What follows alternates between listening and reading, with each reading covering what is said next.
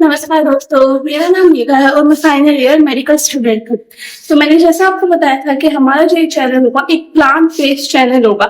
तो पहली बार मैंने सोचा कि मैं किस प्लांट से शुरू करूँ, तो क्योंकि मेरे पेपर है 20 तारीख से, तो मैं कहीं बाहर नहीं जा सकती, मैं आपको पेड़ पौधा दिखा नहीं सकती।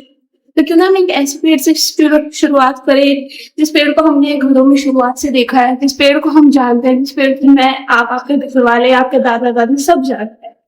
क्या आपने कभी देखो के आसपास ऐसे बहुत लंबे ऊंचे कोनिकल पेड़ देखे हैं, एकदम ट्रायंगुलर शेप के, जो कि हमेशा हरे भरे रहते हैं, जो कितनी गर्मी हो, चाहे कितनी ही सर्दी हो, चाहे कितनी ही ज्यादा बारिश हो, अगर बहुत तेज हवा भी चले तो वो झुक जाएंगे, वो बिल्कुल बेंड हो जाएंगे पर टूटते नहीं है। क्या आप जानते हैं वो पेड़ कौन सा है?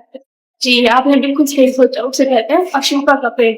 अब अशोका के पेड़ को हम क्या सोचते हैं, जब हमें अशोका का पेड़ दिमाग में स्ट्राइक होता है, हमारे दिमाग में सिर्फ एक चीज आती है, अरे वो तो बहुत लंबा होता है।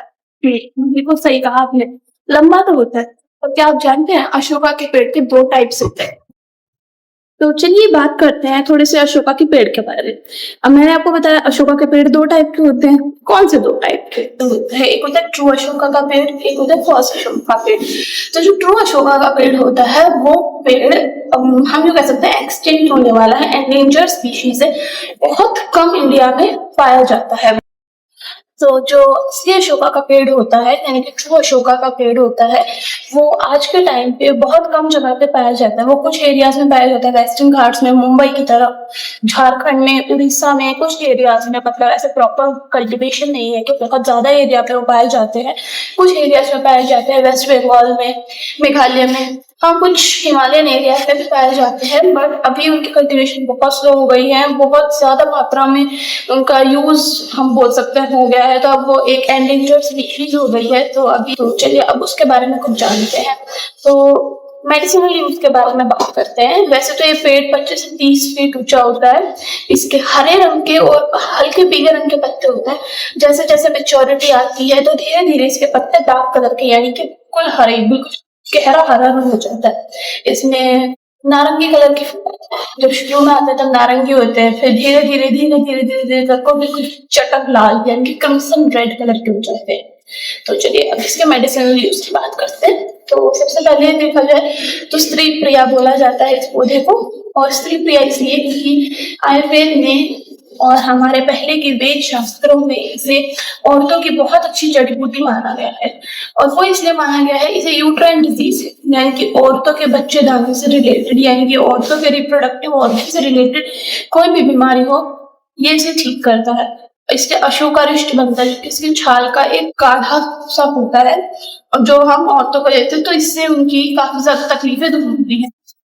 अगर आपको बहुत लंबे टाइम से पीरियड्स बहुत ज्यादा पेनफुल होते हैं, रेगुलर है, तो पहले आप अपना हार्मोनल टेस्ट करवाएं और उसके बाद फिर आप अशोकारिष्ट ट्राई कर सकती हैं। This is a very good medicine for.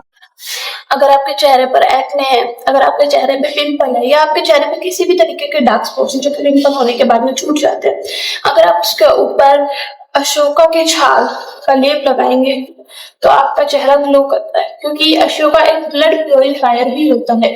तो उससे क्या होगा, हमारे चेहरे के ऊपर से सारे डार्क स्पॉट्स चले जाएंगे, तो चेहरा ऑब्वियसली ग्लो तो करेगा ही। तो चलो अब देखते हैं इस पेड़ के बारे में वास्तु का क्या कहना। वास्तु के आधार पे इस पेड़ को अपने घर में उत्तर या पूरब डायरेक्शन में लगाना चाहिए। नेगेटिविटी को दूर करता है और पॉजिटिविटी को घर में लेके आता है।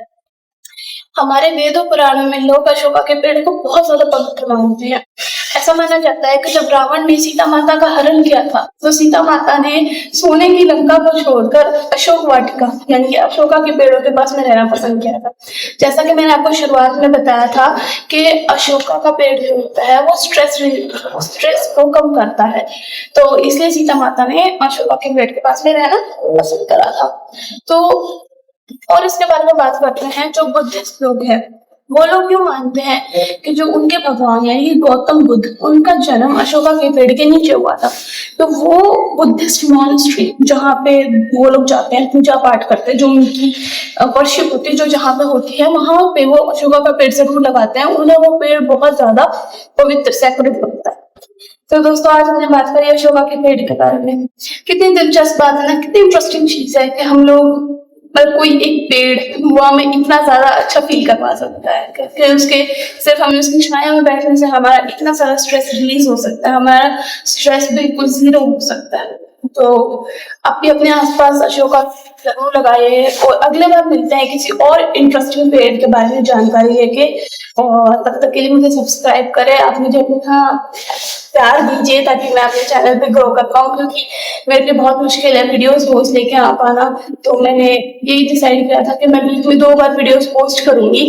पर अभी मेरे पेपर आ गए हैं, तो 7 तो मेरे पेपर है, उसके बाद में 7 ही प्रैक्टिकल होंगे, तो मैं 15 दिन बिजी रहने वाली हूँ। हाँ, पर उसके बाद में मैं आपके लिए रेगुलर वीडियोस लेके आऊंगी और आप बिल्कुल चिंता मत कीजिए और मुझे सपोर्ट करते रहिए। Thank you so much.